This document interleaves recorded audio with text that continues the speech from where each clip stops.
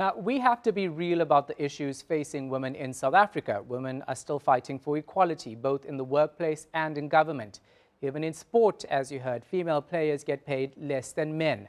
And then there's the ugly reality of gender-based violence. Let's get some insight. We're now joined by the founding CEO of the Justice Desk Africa, Jessica Dewhurst. Jessica, thanks for your time. We appreciate it. I want to start with gender-based violence. The president today again calling for harsher penalties for GBV perpetrators.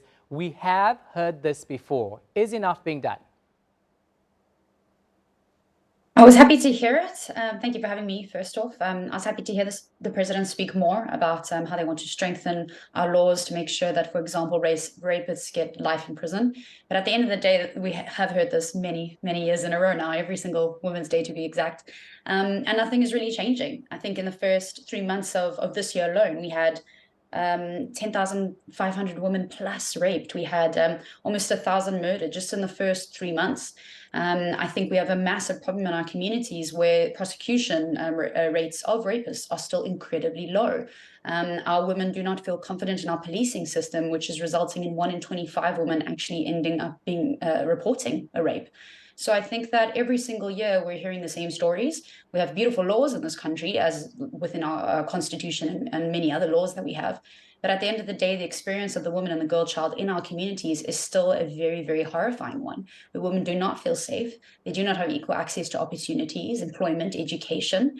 And at the end of the day, what we're hearing from the ground as Justice Days Africa is that things are feeling a lot worse for women each year as we continue to go on. That's a very worrying statement to make in 2023. And if we move from gender-based violence to other areas, like you mentioned, there's still inequality in the workplace. Why do you think that women are still struggling to become CEOs, COOs, and are still earning less than men in 2023? Well, I mean, I think look at me as an example. I'm a female CEO. I'm white, which gives me additional privilege. But even with that, I walk into a room and people still get a fright when they see that I'm the one that's meeting them. I think ultimately we have a culture within South Africa where we still truly believe that women fundamentally do not have the type of leadership skills that are needed to run companies, are needed to get the promotion, which is factually incorrect. The president, I heard him speak today about an increase in women in managerial positions. I mean, I think that's fantastic, but still 33% is still not close to enough. He also spoke about, the rise of women in positions in, armed forces, in the parliament. Again, I think that's fantastic, but I also think that when it comes to the everyday woman, the experience is very different. Women still bear the brunt of unpaid labor. If you see the streets of Cape Town right now, you'll see countless women walking on the streets, risking their lives during the taxi strikes to make sure that they can go and get paid for the day because, they earn their wages by day. These are women who are still coming home every day trying to support their children when no one's doing anything to really protect them. Yeah. No one's talking about the fact that women are still bearing the brunt of unpaid labor.